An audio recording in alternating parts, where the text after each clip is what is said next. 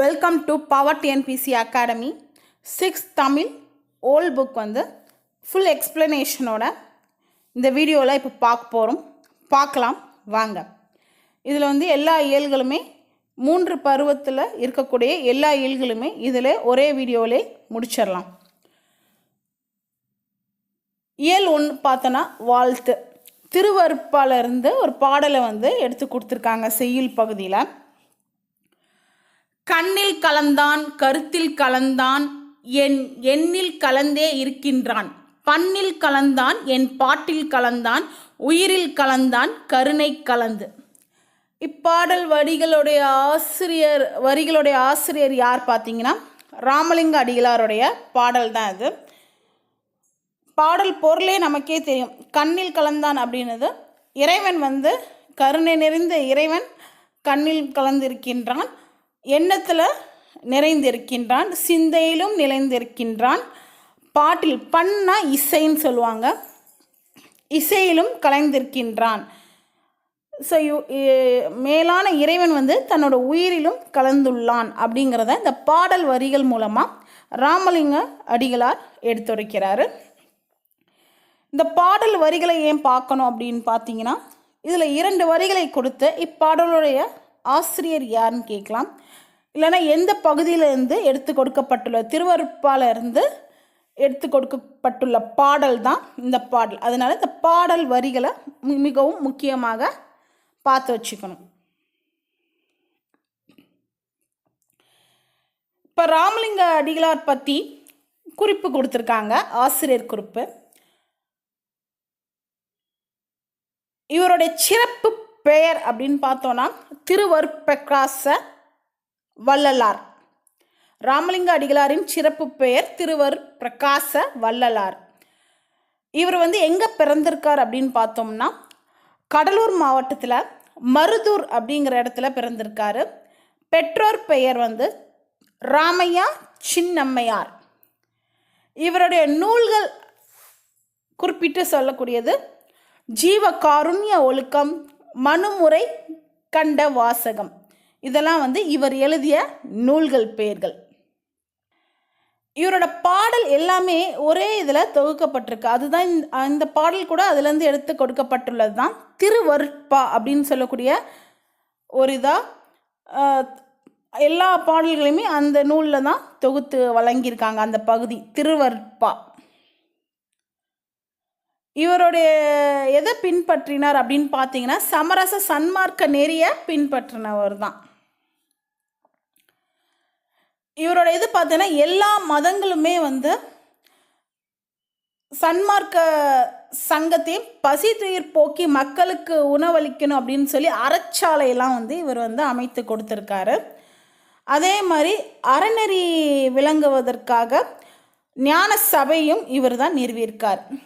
இந்த லைன் கொடுத்து அடிக்கடி கேட்பாங்க, இது யார் கூற்று அப்படின்னு கேட்பாங்க. நீங்கள் 6th தமிழ் நியூ புக்கில் பார்த்தீங்கன்னாலும் வள்ளலார் பற்றி ஒரு பாக்ஸில் கொடுத்துருப்பாங்க.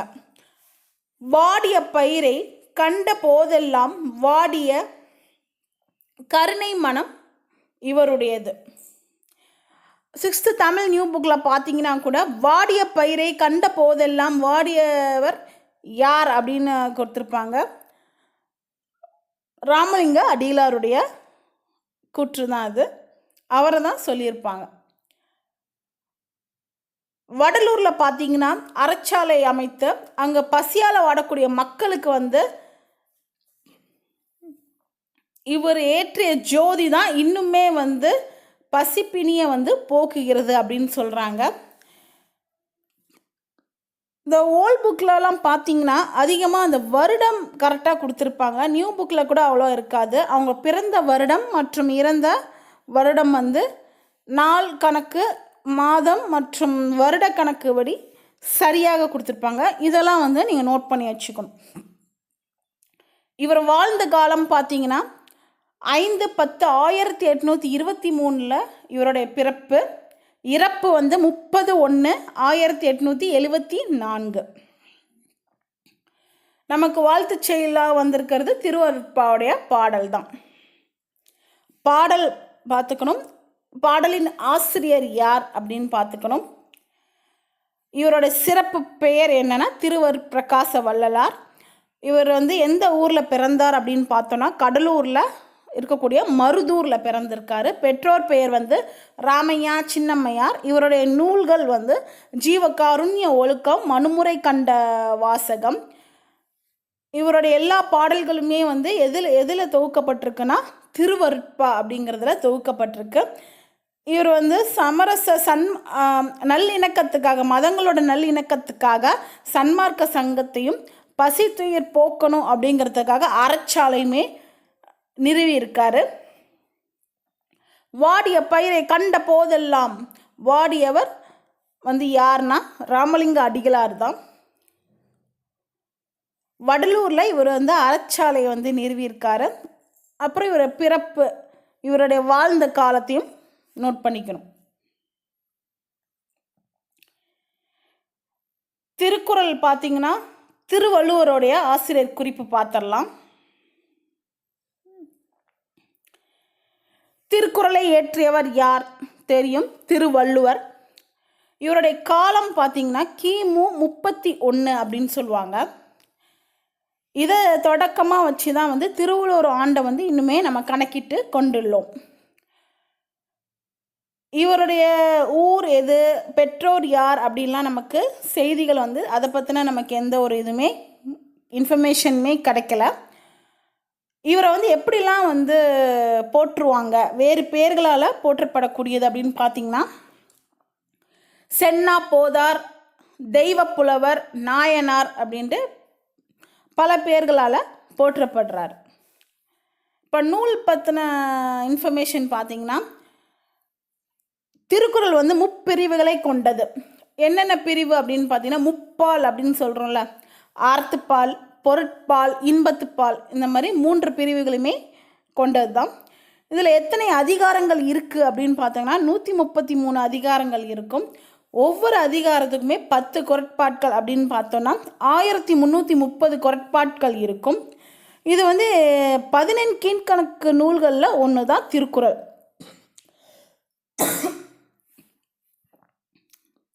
ஸோ இந்த நூலுக்கு வழங்கக்கூடிய பிற பெயர்கள், வேறு பெயர்கள் அப்படின்னு பார்த்தீங்கன்னா சிறப்புற்று விளங்கக்கூடிய பெயர்கள் வந்து முப்பால், பொதுமறை, தமிழ்மறை, இதெல்லாம் நூல்களுக்கான சிறப்பு பெயர். திருக்குறள் நூலோட சிறப்பு பெயர். திருக்குறள் வந்து எவ்வாறு போற்றப்படுது அப்படின்னு பார்த்தீங்கன்னா உலக பொதுமறை அப்படின்னு சொல்லப்படுது. திருவள்ளுவர் பற்றிய குறிப்பு அப்படின்னு பார்த்தோன்னா திருக்குறளை இயற்றியவர் திருவள்ளுவர். கிமு 31 தான் இவருடைய காலம். இவருடைய சிறப்பு பெயர்கள் அப்படின்னு பார்த்தோன்னா சென்னா போதார், தெய்வப்புலவர், நாயனார், இதெல்லாம் இவருடைய வேறு பெயர்கள். நூல் குறிப்பு பார்த்தோன்னா திருக்குறள் வந்து முப்பால், 3 பெரும் பிரிவுகளை கொண்டது. அறத்துப்பால், பொருட்பால், இன்பத்துப்பால், 133 அதிகாரங்கள், 1330 குறட்பாட்களை கொண்டது. இது வந்து இந்த நூலோட வேறு பெயர்கள், சிறப்புற்று விளங்கக்கூடிய பெயர்கள் அப்படின்னு பார்த்தோன்னா முப்பால், பொதுமறை, தமிழ்மறை இப்படிலாம் சொல்லுவாங்க. திருக்குறள் வந்து உலக பொதுமறை அப்படின்னு போற்றப்படுகிறது. திருக்குறள் வந்து 14 கீழ்கணக்கு நூல்களில் ஒன்று. நீங்கள் 6th தமிழ் புக்கில் பார்த்தாலுமே திருவள்ளுவர் ஆண்டு கணக்கிடும் முறை போட்டிருப்பாங்க. அதாவது கிபி +31 திருவள்ளுவர் ஆண்டு. இப்போ வந்து 2010 அதோட 31 கூட்டினா 2041. அப்போ 2010 என்பது திருவள்ளுவர் ஆண்டு, 2041 கூறுவோம். ஸோ அதாவது எந்த வருடத்தோடைய 31 ஆண்டை கூட்டினீங்கன்னா அது வந்து திருவள்ளுவர் ஆண்டு அப்படின்னு சொல்லுவாங்க.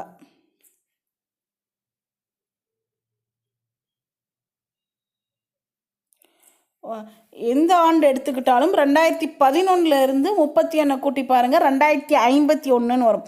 ஸோ இவ்வாறு கணக்கிடப்படக்கூடியது தான் வந்து திருவள்ளுவர் ஆண்டு. கிறிஸ்துவர் பிறப்பதற்கு முன் கிமு 31. ஸோ இதை வந்து எந்த ஆண்டை வச்சு கூட்டினாலும் இப்போ 2021 நீங்கள் 31 கூட்டி பார்த்தாலுமே 2052 இப்போ 21 இருக்குது. ஸோ அதோட வந்து 31 கூட்டி பார்த்தா என்ன வரும்? 2052. ஸோ இந்த கணக்கிடக்கூடிய ஆண்டு வந்து திருவள்ளுவர் ஆண்டு. நெக்ஸ்ட் வந்து தமிழ் தாத்தா உவேசா. இதில் வந்து கதையாக கொடுத்துருப்பாங்க. நமக்கு தேவையான இம்பார்ட்டண்ட் பாயிண்ட்ஸ் வந்து எது அப்படிங்கிறத பார்த்துப்போம்.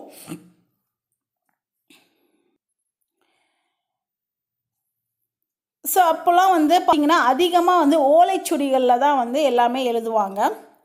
ஸோ அந்த ஓலைச்சுவடியில் எழுதக்கூடிய எழுத்துக்கள் அப்படின்னு பார்த்திங்கன்னா புள்ளி இருக்காது. அதில் ஒற்றை கொம்பு ரெட்டை கொம்பு அப்படிங்கிற வேறுபாடு எதுவுமே வந்து நீங்கள் அந்த ஓலைச்சுவடியில் பார்க்க முடியாது. அதுக்கு எக்ஸாம்பிளாக ஒன்று கொடுத்துருக்காங்க. பேரன் அப்படின்னு சொல்கிறோம்ல, அதை வந்து எப்படி அதில் வாசிக்கலாம் அப்படின்னா பெறன அப்படின்னு தான் வாசிக்க முடியும். பெறன பேரன அப்படின்னு தான் வாசிக்க முடியும். ஏன்னா இன்னுக்கு மேலே புள்ளி இருக்காது. அதனால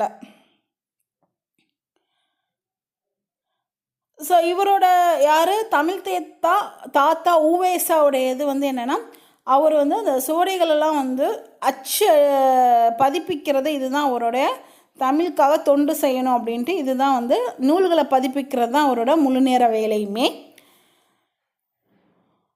அவர் என்ன பண்ணுவான்னா, இந்த மாதிரி ஓலைச்சுவடிகள்லாம் எழுதப்பட்ட அந்த வாசகத்துக்கெல்லாம் எடுத்து தனி ஒரு தாளில் எழுதி அதை வந்து அச்சிட்டு புத்தகமாக வழங்குறது தான் அவரோட முழு நேர வேலையே. ஸோ இந்த மாதிரி இலக்கியங்களை சேகரிக்கிறது தான் அவரோட வேலை. ஸோ அதுதான் உவேசா வந்து, அதனால தான் அவருக்கு வந்து சிறப்பு பேர் தமிழ் தாத்தா உவே சுவாமிநாதர் அப்படிங்கிற சிறப்பு பேர் உண்டு அவருக்கு. இதில் பார்த்தீங்கன்னா குறிஞ்சிப்பாட்டு அப்படிங்கிற சுவடியை வந்து அச்சில் பதிப்பதற்காக எழுதிட்டுருக்காரு. அதில் வந்து பார்த்தீங்கன்னா குறிஞ்சிப்பாட்டு வந்து யாருடையதுன்னா கபிலருடையது. ஓகேவா? அதை வந்து அச்சில் பதிப்பிக்கிறதுக்காக அதை வந்து ஒரு தாளில் எழுதி அதை வந்து பதிப்பகத்துக்கு கொண்டு போய் நூலாக அதை தயாரித்து வெளியிடுறது. அதில் பார்த்தீங்கன்னா குறிஞ்சிப்பாட்டில் 99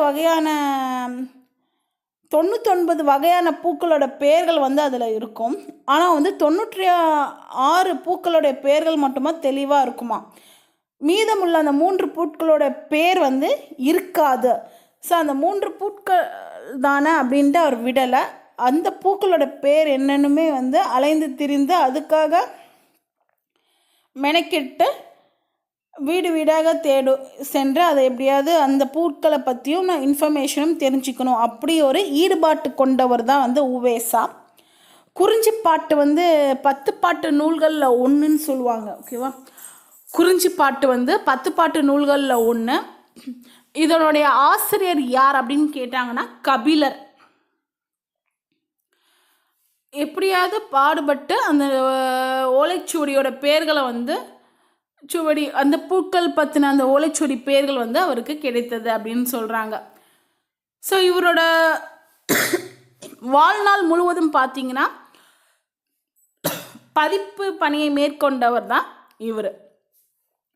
இந்த சைட் பார்த்தீங்கன்னா இவரோட உவேசா பதிப்பித்த நூல்கள்னே நிறைய கொடுத்துருக்காங்க.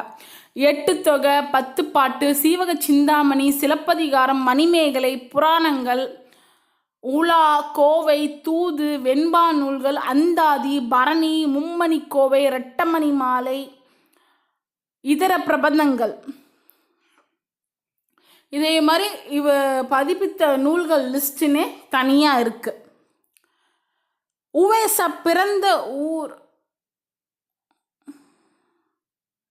திருவாரூர் மாவட்டம். திருவாரூர் மாவட்டத்தில் எங்கே? உத்தமதானபுரத்தில் தான் இவர் பிறந்திருக்காரு. உவேசாவுடைய இயற்பெயர் என்ன? வேங்கட ரத்தினம். அவருடைய ஆசிரியர் பேர் தான் மகா வித்வான் மீனாட்சி சுந்தரம் பிள்ளை. அவருடைய ஆசிரியர் இவருக்கு வைத்த பேர் தான் சுவாமிநாதன்.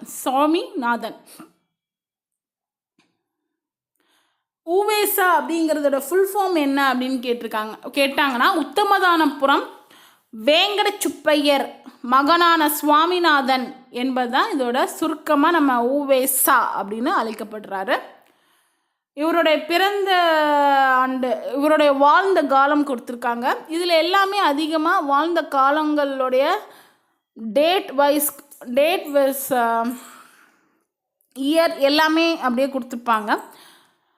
19/2/1855 ஆண்டிலிருந்து 28/4/1942 வரையுமே வாழ்ந்திருக்கிறார். இவரோட வாழ்க்கை வரலாறு, உவேசாவோட வாழ்க்கை வரலாறு தான் ஆனந்த விகடத்தில் பார்த்தீங்கன்னா ஒரு தொடராகவே எழுதிட்டு இருந்திருப்பார். அதில் வந்து அந்த என்ன நூலாக அது வெளிவந்ததுன்னா, உவேசாவோட வாழ்க்கை வரலாறு வந்து எந்த பேரில் வெளியானது அப்படின்னு கேட்டாங்கன்னா, என் சரிதம் அப்படிங்கிற பேரில் வெளியாகியிருக்கிறது. அவரை பற்றி சில குறிப்புகள் வந்து தனியாக கொடுத்துருக்காங்க. 1942 உவேசா நூல் நிலையம் அப்படின்னு நிறுவப்பட்டிருக்கு. எந்த ஆண்டு நிறுவப்பட்டது அப்படின்னு கேட்டாங்கன்னா 1942 ஆண்டு சென்னையில் பெசன் நகரில் இருக்கும். ஸோ இன்றைய அளவு கூட அது செயல்பட்டு கொண்டு தான் இருக்குது அப்படிங்கிறாங்க. அவரோட பதிப்பித்த நூல்களுக்கே தனிச்சிறப்பு உண்டு அப்படின்னு சொல்கிறாங்க.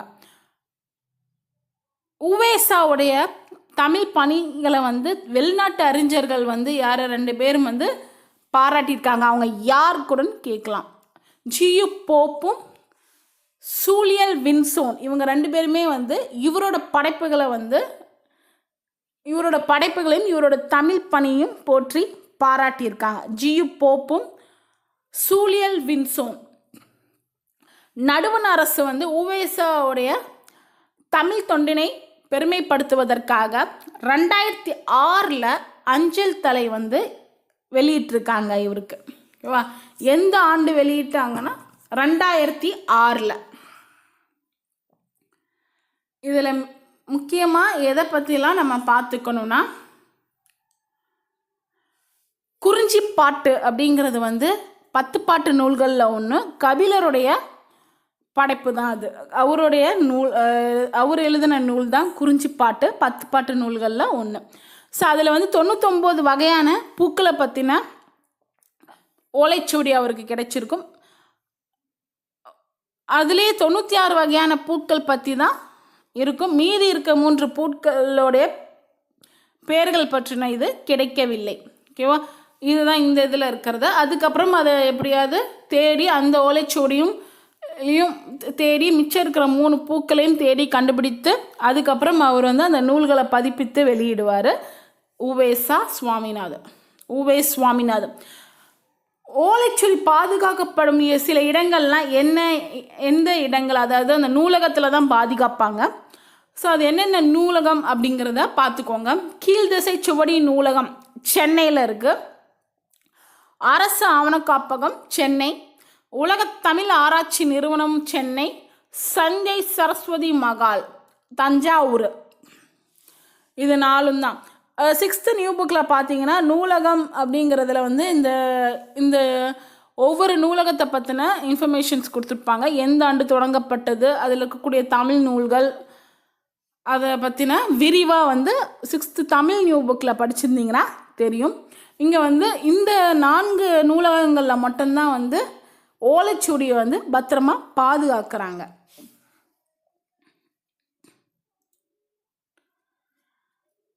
உவே சுவாமிநாதர் பிறந்த ஊர் திருவாரூரில் உத்தமதானபுரம். இது முக்கியம். அதுக்கப்புறம் இவரோட இயற்பெயர் என்னன்னு கேட்டாங்கன்னா வேங்கட ரத்னம். ஆசிரியர் பேர் வந்து மகாவித்வான் மீனாட்சி சுந்தரம் பிள்ளை. ஆசிரியர் வந்து உவேசாக்கு வைத்த பேர் தான் சுவாமிநாதன். அதோட ஃபுல் ஃபார்ம் என்னன்னு கேட்டாங்கன்னா உத்தமதானபுரம் வேங்கட சுப்பையருக்கு மகனான சுவாமிநாதன் அப்படின்னு தான் பொருள். இவருடைய பிறந்த காலம் இதெல்லாம் பார்த்துக்கணும். உவேசாவோட வாழ்க்கை வரலாறு வந்து ஆனந்த விகடனில் தான் தொடராக எழுதியிருப்பார். அதை வந்து என் சரிதம் என்னும் பேரில் நூலாக வெளிவந்திருக்கு. ஆனந்த விகடன் இதழில் தொடராக எழுதினது தான் இவரோட வாழ்க்கை வரலாறு. கடைசியாக அது ஆட்டோபயோகிராஃபி, அதாவது என் சரிதம் அப்படிங்கிற நூலாகவே வந்திருக்கும். அவர் பதிப்பித்த நூல்களை முக்கியமாக பார்த்துக்கோங்க. 1942 இவரை பாராட்டி டாக்டர் உவேசா நூல் நிலையம் சென்னையில் வந்து பெசன்ட் நகரில் இன்னுமே செயல்பட்டுட்டு வந்துட்டுருக்குது அந்த நூலகம். உவேசாவை வந்து வெளிநாட்டு அறிஞர்கள் 2 பேர், யார் அந்த 2 பேர்? ஜியு போப்பும் சூழியல் வின்சோனுமே வந்து பாராட்டியிருப்பாங்க. இவரோட தமிழ் தொண்டினை வந்து பாராட்டி பெருமைப்படுத்துவதற்காக நடுவண் அரசு, இது வந்து கொஷினில் மாற்றி கேட்பாங்க, இந்திய அரசு, தமிழக அரசு, இப்படிலாம் கன்ஃபியூஸ் பண்ணுற மாதிரி கேட்பாங்க. நீங்கள் படிக்கும்போதே பார்த்து படிச்சுக்கணும். நடுவண் அரசு எந்த ஆண்டு? 2006 இவர் இதில் அஞ்சல் தலை வந்து வெளியிட்டு இவரை சிறப்பிச்சிருப்பார். இவங்களோட தமிழ் தொண்டை சிறப்பிக்கிறதுக்காக நடுவண் அரசு வந்து 2006 அஞ்சல் தலையை வந்து வெளியிட்டிருப்பாங்க.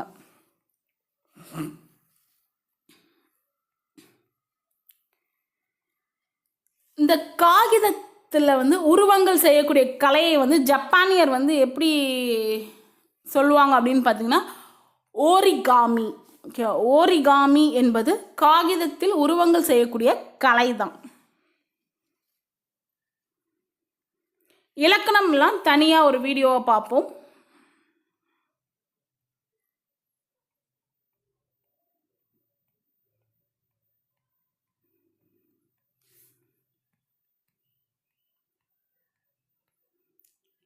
இயல் 2 நாலடியார்.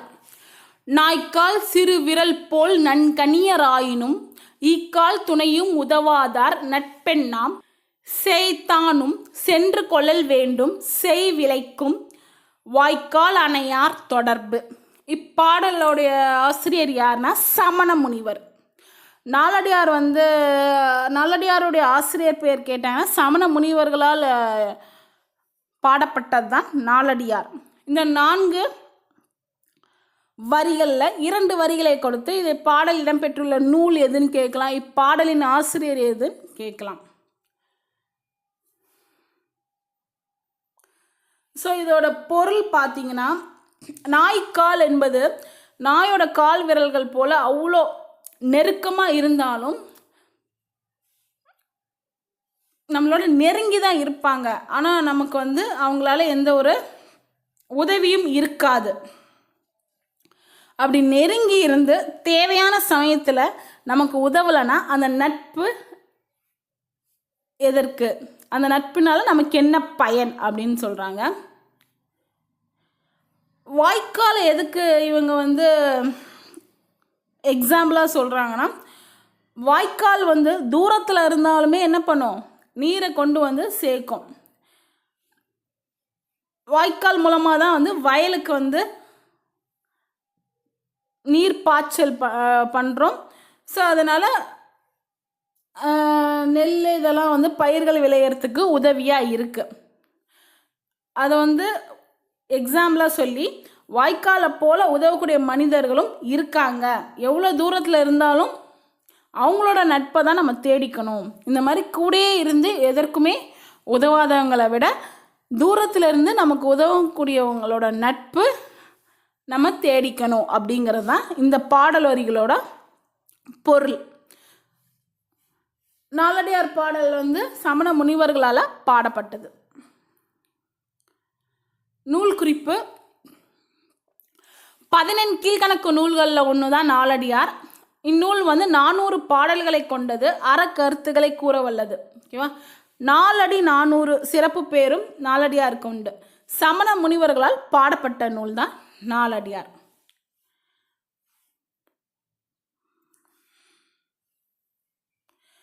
இந்த 14 கீழ்கணக்கு நூல்கள் அப்படின்னா என்ன அப்படிங்கிறது தான் சொல்கிறாங்க. சங்க நூல்கள் பார்த்தீங்கன்னா 10 பாட்டு 8 தொகை அப்படின்னு சொல்லுவாங்க. 10 பாட்டில் வந்து 10 நூல்கள் இருக்கும், 8 தொகையில் 8 நூல்கள். ஸோ இது மொத்தம் சேர்த்தா 10 பாட்டும் 8 தொகையும் சேர்த்தனா என்ன வரும்? 18 நூல்கள் ஆச்சா?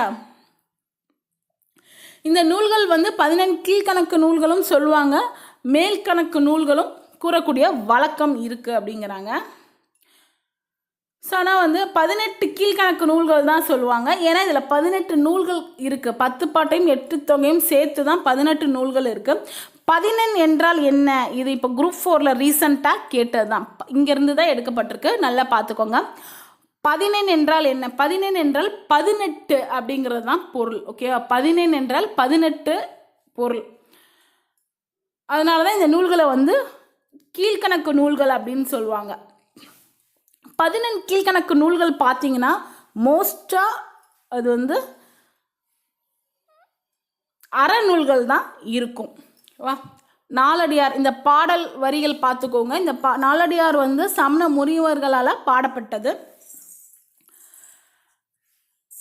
இது வந்து 14 கீழ்கணக்கு நூல்களில் ஒன்று தான் இந்த நாலடியார். இதில் எத்தனை பாடல்கள் மொத்தம் இருக்குன்னு பார்த்தீங்கன்னா 400 பாடல்கள் இருக்கும். இதோட சிறப்பு பேர் வந்து நாலடி 400 அப்படின்னு சொல்லுவாங்க. 14 கீழ்கணக்கு நூல்கள் தான். 10 பாட்டும் 8 தொகையும் சேர்ந்து தான் 14 கீழ்கணக்கு நூல்கள். 14 அப்படின்னா பொருள் என்ன? 18 அப்படின்னு தான் பொருள். 14 கீழ்கணக்கு நூல்கள் பெரும்பாலானவை பார்த்தோன்னா அறநூல்கள் தான் இருக்கும். பாரத தேசம் ஆயுதம் செய்வோம், நல்ல காகிதம் செய்வோம், ஆலைகள் வைப்போம், கல்வி சாலைகள் வைப்போம், ஓயுதல் செய்வோம், தலை சாயுதல் செய்வோம், உண்மைகள் சொல்வோம், பல வன்மைகள் செய்வோம், குடைகள் செய்வோம், உழு படைகள் செய்வோம், கோணிகள் செய்வோம், இரு பாணிகள் செய்வோம், நடையும் பரப்பு முன்னர் வண்டிகள் செய்வோம், ஞாலம் நடுங்க வரும் கப்பல்கள் செய்வோம், காவியம் செய்வோம், நல்ல காடு வளர்ப்போம், கலை வளர்ப்போம், கொல்லர் உலை வளர்ப்போம், ஓவியம் செய்வோம், நல்ல ஊசிகள் செய்வோம், உலகத் தொழில் அனைத்தும் உவந்து செய்வோம், ஜாதி இரண்டொழிய வேறில்லை என்றே தமிழ் மக்கள் சொல்லிய சொல் அமிழ்தம் என்போம், நீதி நெறி நின்று பிறர்க்கு உதவும், நேர்மையர் மேலவர் கீழவர் மற்றோர். இப்பாடலுடைய ஆசிரியர் வந்து மகாகவி பாரதியார். இப்பாடலுடைய வரிகளை எல்லாம் பார்த்து வச்சுக்கோங்க. இந்த தேசம் இதெல்லாம் வந்து இதை பற்றின பாடல்கள் மோஸ்ட்லி பாரதியாருடைய பாடல்கள் தான். பாரத தேசத்தை பற்றி அவர் வந்து பாடியிருக்காரு. இவருடைய ஆசிரியர் குறிப்பு பார்த்துருவோம். பாரதியார் வந்து தமிழ்நாட்டோட புகழ்பெற்ற கவிஞர் யாருன்னா பாரதியார் தான். பாட்டுக்கொரு புலவன் பாரதி. இவருக்கு நிறைய சிறப்பு பெயர்கள் இருக்குது. நம்ம ஷார்ட்ஸில் கூட இவரை பாரதியாருடைய சிறப்பு பெயர்கள்னு தனியாக போட்டிருப்பேன், பார்க்கலன்னா பார்த்துக்கோங்க. பாட்டுக்கொரு புலவன் பாரதி இவரை சிறப்பு பெயர் தான். இவர் வந்து சுதந்திர போராட்ட வீரர். கனவு காண்பதில் பார்த்தீங்கன்னா பாரதிக்கு நிகர் பாரதி தான். இந்த பாட்டில் என்னென்ன கனவுகள் அப்படிங்கிறத கொடுத்துருப்பாங்க. அவரோட கனவுகளாக இருக்கலாம், ஆனால் இன்னைக்கு அது நினைவுகளாக இருக்குது அப்படின்றாங்க. வெள்ளி பனி மலையின் மீது உலாவும் என தொடங்கும் பாடல் வந்து இந்த பாடப்பகுதியில் இருக்குது. 6th புக்கில் கூட இந்த வெள்ளி பனி மலையின் மீது உலாவோம் அப்படிங்கிறது அந்த புத்தகத்துக்கு பின்னில் வந்து கொடுத்துருப்பாங்க. அது பாடலை கொடுத்து கீழே மகாகவி பாரதியாருடைய பாடல்னு கொடுத்துருப்பாங்க. நீங்கள் தமிழ் நியூ புக்கை படித்தாலே பாதி இங்கிருந்து வந்தது தான், ரொம்ப டிஃப்ரென்சஸ் இருக்காது. வா பாரதியார் தமிழ்நாட்டோட புகழ்பெற்ற கவிஞர். பாட்டுக்கொரு புலவன் பாரதி பாராட்ட பெற்றவர். இவர் சுதந்திர போராட்ட வீரர். இந்த பாடல் வந்து ஆயுதம் செய்வோம். இந்த பாடல் வந்து எதுலேருந்து எடுக்கப்பட்ட வெள்ளி பனிமலை மீது உலாவோம் இந்த பாடலுடைய பகுதியிலேருந்து தான் எடுக்கப்பட்டிருக்கு. இவர் வாழ்ந்த காலம் கொடுத்துருக்காங்க 11/12/1882 11/9/1921 வரை இவருடைய காலம்.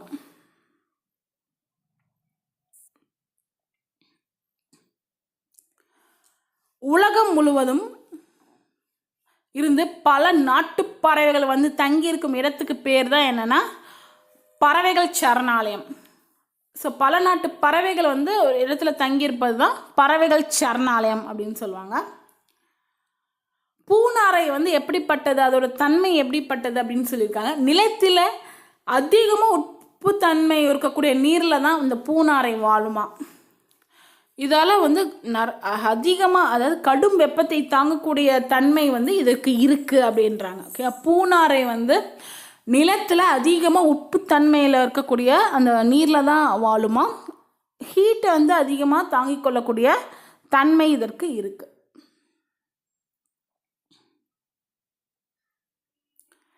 வலசை போதல் பற்றி கொடுத்துருக்காங்க.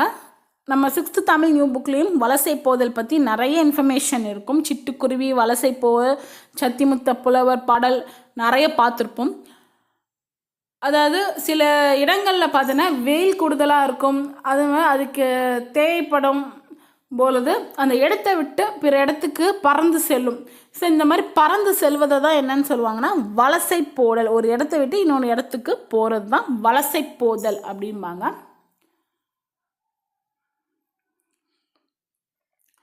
இங்கே பார்த்தீங்கன்னா தமிழ்நாட்டில் பறவைகள் சரணாலயங்கள் என்னெல்லாம் இருக்குது, நம்ம தமிழ்நாட்டுக்குள்ளே எங்கெல்லாம் இருக்குது அப்படின்னா வேடந்தாங்கல் இருக்குது, கரிக்கிளி வந்து காஞ்சிபுரம் மாவட்டத்தில் இருக்குது, கஞ்சிரங்குளம், சித்திரங்குடி, மேல்செல்வனூர், ராமநாதபுரம் மாவட்டம் மேல்செல்வனூர், பழவேற்காடு திருவள்ளூர் மாவட்டம், உதயமார்த்தாண்டம் திருவாரூர் மாவட்டம், வடுவூர் தஞ்சாவூர் மாவட்டம், கரைவெட்டி பெரம்பலூர் மாவட்டம், வெட்டங்குடி சிவகங்கை மாவட்டம், வெள்ளோடு ஈரோடு மாவட்டம், கூந்தங்குளம் திருநெல்வேலி மாவட்டம், கூந்தங்குளம் வந்து திருநெல்வேலி, கொடியக்கரை நாகப்பட்டினம். மொத்தம் 13 பறவைகள் சரணாலயங்கள் வந்து நம்ம தமிழ்நாட்டுக்குள்ளே இருக்குது. அது என்னென்ன பார்த்து வச்சுக்கோங்க.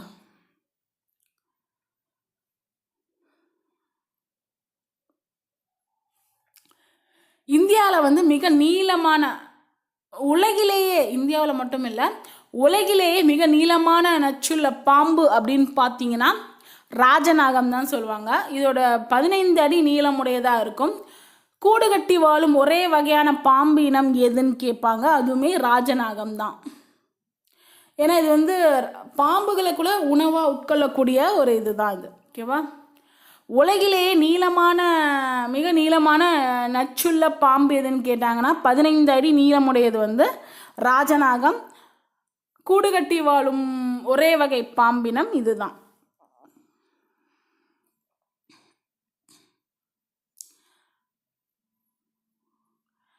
நல்ல பாம்போட நச்சை தான் வந்து எடுத்து கோப்ராக்சின் அப்படிங்கிற வலி நீக்கி மருந்துக்கு வந்து தயாரிக்கப்படுது. ஓகேவா? இந்த கோப்ராக்சின் வந்து எதுலேருந்து எடுத்து தயாரிக்கப்படுது அப்படிங்கிறது தெரிஞ்சுக்கோங்க. நல்ல பாம்போட நச்சு தான் கோப்ராக்சின் வலி நீக்கி மருந்தாக பயன்படுத்துகிறாங்க. அதுக்கப்புறம் 1972 இந்திய வனவிலங்கு பாதுகாப்பு சட்டம் கொண்டு வந்தாங்கள்ல, நிறைய பாம்புகள் வந்து தோலுக்காக கொல்லப்படுவதை தடுக்கணும் அப்படின்னு சொல்லி இந்த சட்டத்தை வந்து போட்டாங்க. அதனால் பாம்புகளை வந்து கொல்லக்கூடாது. ஸோ 1972 வைல்ட் லைஃப் ப்ரொடெக்ஷன் ஆக்ட்னு ஒரு சட்டம் வந்திருக்கும். இந்திய அரசு வனவிலங்கு பாதுகாப்பு சட்டம் போடப்பட்டதுக்கப்புறம் பாம்புகள் வந்து கொல்லப்படுவதை வந்து தடுப்பதற்காக இந்த சட்டத்திற்கு அப்புறம் அதிகமாக அதை வந்து கொல்லப்படுவதில்லை.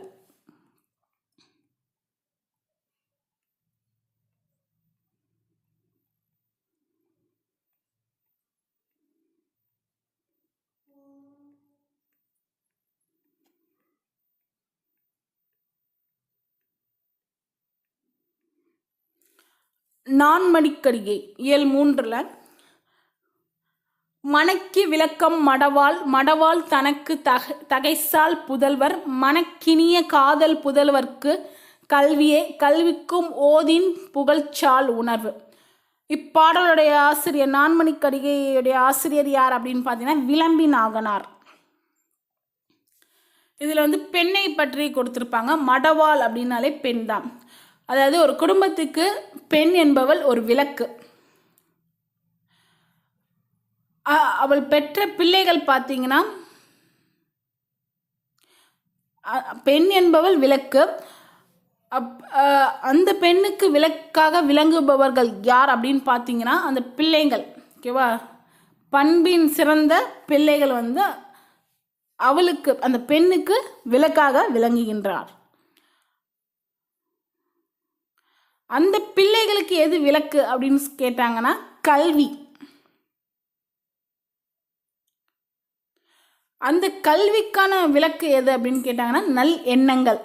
ஸோ ஒவ்வொருத்தையும் பொருந்தி சொல்கிற மாதிரி, அதாவது ஒரு குடும்பத்துடைய விளக்கு அப்படிங்கிறது பெண்.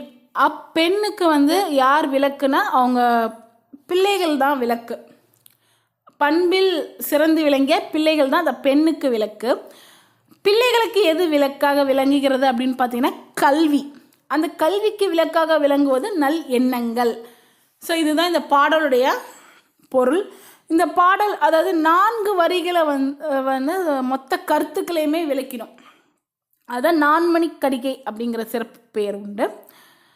ஓகேவா? 4 வரிகளே மொத்த கருத்துக்களை விளக்கக்கூடியது.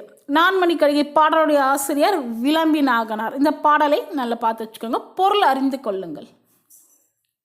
விளம்பி நாகனார். ஓகேவா? நான்மணி கடிகையும் பார்த்தீங்கன்னா 14 கீழ்கணக்கு நூல்களில் ஒன்று தான். கடிகை என்றால் என்ன? அணிகலன், நகையை தான் கடிகை அப்படின்னு சொல்லுவாங்க. 4 மணிகள் கொண்ட அணிகலன் என்பது இதன் பொருள். 4 மணிகள் கொண்ட அணிகலன் ஒவ்வொரு பாட்டுக்கும் 4 அறக்கருத்துக்களை கூற வல்லது. ஓகேவா? நான்மணி கடிகை 14 கீழ்கணக்கு நூல்களில் ஒன்று. கடிகை என்றால் அணிகலனை குறிக்கக்கூடியது. 4 மணிகள் கொண்ட அணிகலன் தான் இதோட பொருள். ஒவ்வொரு பாட்டிலையுமே 4 கருத்துக்களிலே எல்லாத்தையுமே விளக்கி கூற வல்லது. நான்மணி கடிகையுடைய ஆசிரியர் பெயர் தெரியும், விளம்பி நாகனார். விளம்பி என்பது அவருடைய ஊர். ஓகேவா? அந்த ஆசிரியருடைய ஊர் பெயர். நாகனார் அப்படிங்கிறது அந்த புலவருடைய இயற்பெயர். இதில் வந்து எல்லா 6th தமிழ் ஓல்ட் புக்கில் எல்லா ஓல்ட் புக்ஸில் பார்த்தீங்கன்னா நிறைய இன்ஃபர்மேஷன்ஸ் இருக்கும். அதெல்லாம் நம்ம விட்டுறக்கூடாது. ஏன்னா இப்போ குரூப் 4 பார்த்தீங்கன்னா அதிகமாக கொஷின்ஸ் வந்திருக்கு. வா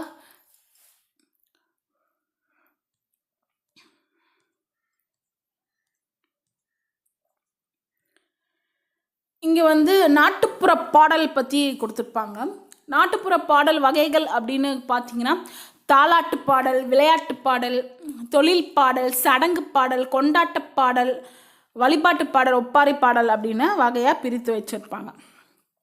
இப்போ தாலாட்டு பாடல்னா பிறந்த குழந்தைக்கு பாடுவது தான் தாலாட்டு பாடல். விளையாட்டு பாடல்னா கொஞ்சம் வளர்ந்த பிள்ளைகளுக்கு பாடுவது விளையாட்டு பாடல். தொழில் பாடல் பார்த்தீங்கன்னா களைப்பு நீங்கிறதுக்கு வேலை செய்வோருக்காக பாடப்படுவது தொழில் பாடல். சடங்கு பாடல்னா திருமணம் மற்றும் பிற நிகழ்வுகளில் பாடக்கூடியது சடங்கு பாடல், கொண்டாட பாடல் அப்படின்லாம் சொல்லுவாங்க. வழிபாட்டு பாடல்னா சாமி கும்பிடுறாங்கள அவங்களுக்காக பாடக்கூடியது. ஒப்பாரி பாடல் வந்து இறந்தோருக்காக பாடுவது. இதுதான் வந்து நாட்டுப்புற பாடல்கள் வந்து ஒரு 7 வகையாக பிரித்து வைத்திருக்காங்க.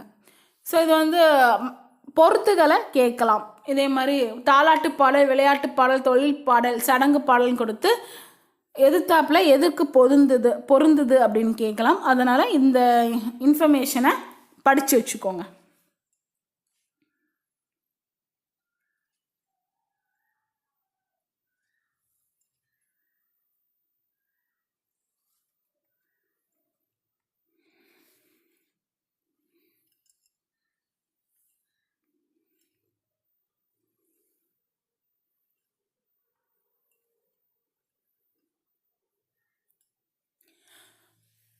சுவாமி விவேகானந்தரோட பெயர் பார்த்தீங்கன்னா நரேந்திரன் தத். ஓகேவா? சுவாமி விவேகானந்தரோட பெயர் பார்த்தீங்கன்னா நரேந்திர தத்.